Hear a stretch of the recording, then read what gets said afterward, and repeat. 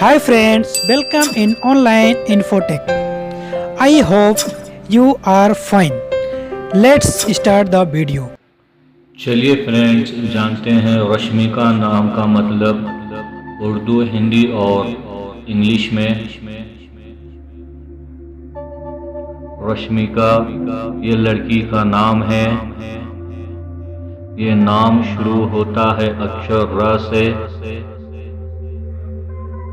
इस नाम के कुल अक्षर हिंदी में 4 हैं। इस नाम का मूल हिंदी भाषा से है। इस नाम का धर्म हिंदू है। इस नाम का अर्थ हिंदी में प्रकाश की किरण, English meaning has ray of light. Urdu में इस नाम का मतलब है रोशनी या किरण। इस नाम का लकी नंबर 8 है।